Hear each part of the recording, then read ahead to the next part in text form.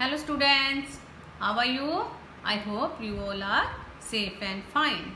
So welcome back to our English class. Today we will start Unit 2, Chapter 1. So what's the name of the chapter? I am lucky. So let's start. Okay students, इस chapter में क्या है? एक poem है. अब हम इसको read करेंगे. Listen carefully and read with me. If I were a butterfly, I would be thankful for my wings. इसमें एक गर्ल है, वो क्या कह रही है? तरह तरह की चीज़ों की कोड से डिमांड कर रही है. तो सबसे पहले वो क्या कह रही है कि यदि मैं बटरफ्लाई होती एक, तो मैं गॉड से किसके लिए थैंकफुल होती? अपने विंग्स के लिए. विंग्स क्या होते हैं? पंख. ओके, नेक्स्ट देखो. अब नेक्स्ट गर्ल क्या डिमांड करिए गॉड से? If I were a myna in a tree I would be thankful that I could sing. तो उसमें गर्ल क्या कह रही है कि यदि मैं एक मैना होती एक पेड़ पर, तो मैं गॉड से किस लिए थैंकफुल करती कि मैं गाना गा सकती हूँ. मैना गाना गाता है ना, तो वो किसके लिए थैंक करती? गाना गाने के लिए, कि वो गाना गा सकती थी. नेक्स्ट गर्ल क्या कह रही है? If I were a fish in a sea I would be thankful that I can giggle and giggle with glee. वो क्या कह रही है आगे कि यदि मैं एक फिश होती तो मैं किस लिए थैंकफुल करती कि मैं खुशी से गिगल एंड गिगल कर रही हूँ. Okay, so I just think I am lucky to be me, not you but me. तो इसमें गर्ल क्या कह रही है कि मैं सोचती हूँ कि मैं लकी हूँ, तुम जैसी नहीं पर मैं अपने जैसी.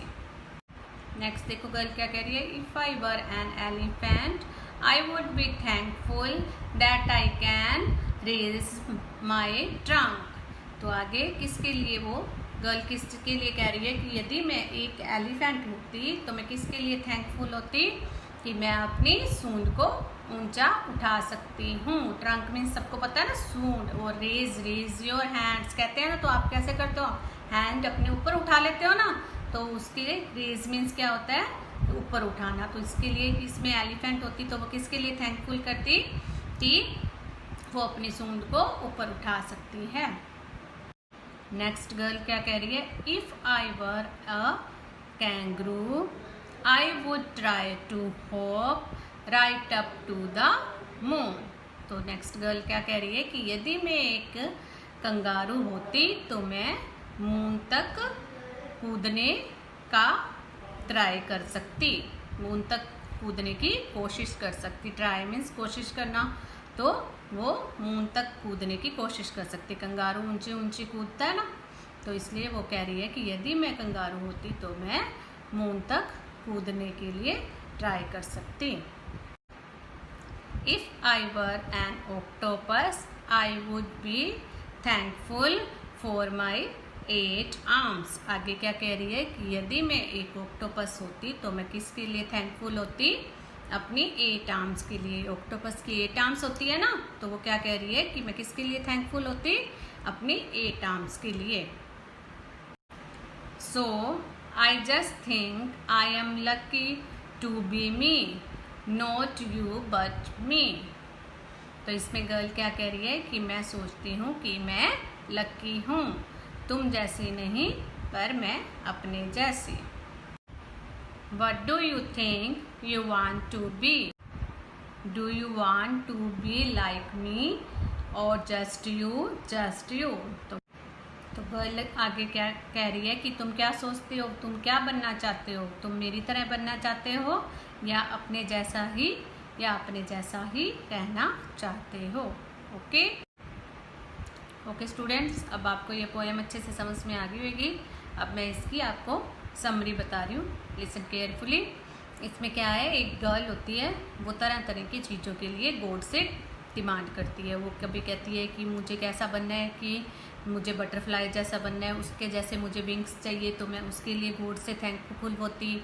यदि फिर वो क्या कहती है कि मुझे क्या होती, मैं एक मैना होती तो मैं किस के लिए थैंकफुल होती अपने गाना गाने के लिए, फिर वो फिश के जैसे फिश के लिए डिमांड करती है कि मैं फिश की तरह हूँ। फिर वो एलिफेंट के लिए कहती है कि मैं एलिफेंट की तरह होती तो मैं अपनी ट्रंक के लिए, ट्रंक को रेज करने के लिए गॉड को थैंकफुल होती। फिर वो नेक्स्ट किसकी डिमांड करती है, कैंगरू की, कि उसके लिए वो उछल कूद करता है ना, तो वो उछल कूद करने के लिए थैंकफुल होती। फिर वो नेक्स्ट किसकी डिमांड करती है कि वो ऑक्टोपस होती, तो किसके लिए थैंकफुल होती, अपनी 8 आर्म्स के लिए। तो इस तरह से वो अलग अलग डिमांड करती है। वो लास्ट में क्या कहती है कि मैं जैसी हूँ वैसी ही ठीक हूँ, उसके लिए ही गॉड से धन्यवाद कहती हूँ, थैंकफुल हूँ गॉड के। फिर वो आपसे पूछती है, आपने पोएम रीड की है, कि आप अब क्या सोचते हो अपने लिए, कि तुम अपना मेरे जैसा बनना चाहते हो या अपने जैसा ही बनना, अपने आप को लक्की समझते हो, अपने जैसा ही बनकर रहना ही अपने आप को लक्की समझते हो, इसके लिए। ओके, आपको ये पोएम अच्छे से समझ आ गई होगी। आपने इसको अच्छे से रीड करना है और इस पोएम को लर्न करना है, और जो PDF में आपको वर्क दिया जाएगा उसको नीट एंड क्लीन नोटबुक में राइट करना है। Okay, thank you, have a nice day.